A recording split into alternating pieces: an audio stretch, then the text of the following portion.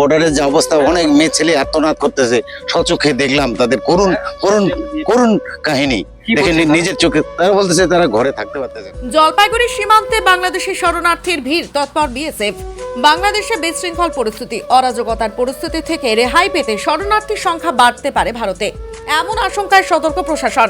ভারত বাংলাদেশ সীমান্ত এলাকায় কড়া প্রহরায় বিএসএফ। তার মধ্যেই বুধবার জলপাইগুড়ির সীমান্তে দেখা গেল বাংলাদেশ থেকে আসা শরণার্থীর ভিড়। স্থানীয় সূত্রে জানা গিয়েছে, জলপাইগুড়ি কোতোয়ালির ধরধরা গ্রামের কাছে ভিড় করতে থাকেন শরণার্থীরা। দুপুর থেকে বিকেল গড়ানোর মধ্যে শয়ে শয়ে মানুষ সীমান্ত পেরিয়ে ভারতে ঢোকার আর্জি জানান। মহিলাদের আর্তনাদে ভরে ওঠে কাঁটাতারবিহীন সীমান্ত এলাকা। তবে চা বাগানে ঘেরা ওই এলাকায় 0 পয়েন্টে তাদের আটকে দেয় বিএসএফ। অনুমতি না পেলে ঢুকতে দেওয়া যাবে না, তা সাফ জানানো হয়। বাংলাদেশে ফেরার কথাও বলা হয়, কিন্তু রাত পর্যন্ত সেখানেই দেখা যায় শরণার্থীদের। একই ছবি দেখা যায় হলদিবাড়িতেও।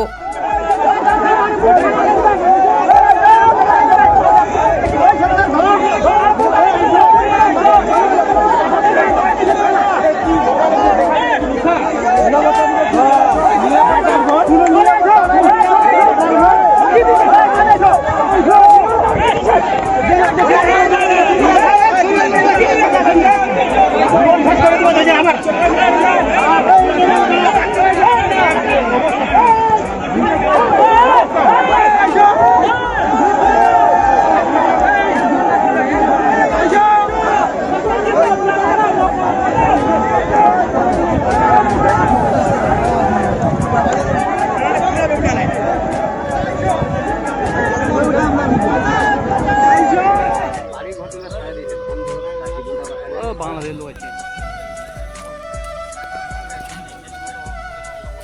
আরে পুলিশ আসলে পুলিশ আসলে তো খাবার ধরিয়েছে।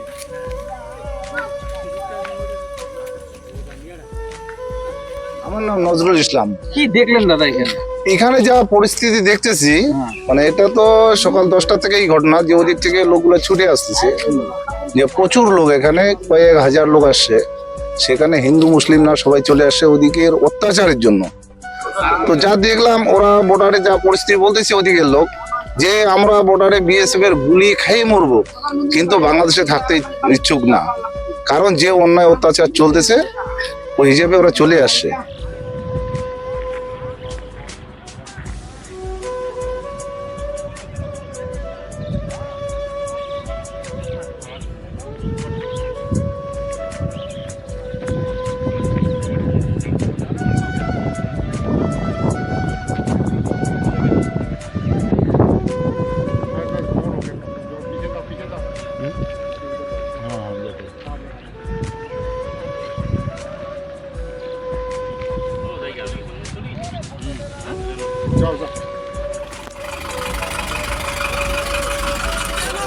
আমরা হিন্দু হয়েছে, এটা কি আমাদের অপরাধ?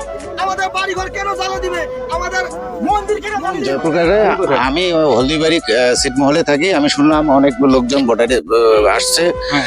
তাৎক্ষণিক ছুটে আসলাম, দেখলাম বর্ডারের যে অবস্থা, অনেক মেয়ে ছেলে আত্মনাদ করতেছে, স্বচক্ষে দেখলাম তাদের করুণ করুণ করুণ কাহিনী দেখে নিজের চোখে। তারা বলতেছে তারা ঘরে থাকতে পারতেছে না, তাদের ঘর বাড়ি জ্বালাই দিচ্ছে। আমরা কি করব?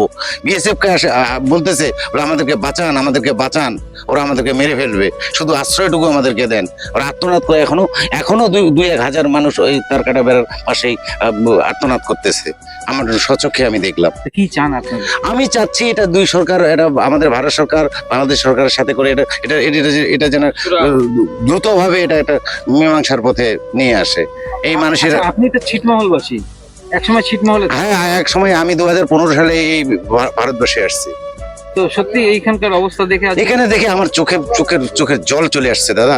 যেটা আমি আগে শুনছিলাম, 70-এর গল্প শুনছিলাম, কিন্তু বাস্তবে আজকে দেখলাম এটা 70-এর চেয়েও অনেক ভয়াবহ। আপনার নামটা? আমার নাম জয়প্রকাশ। জয়প্রকাশ রায়।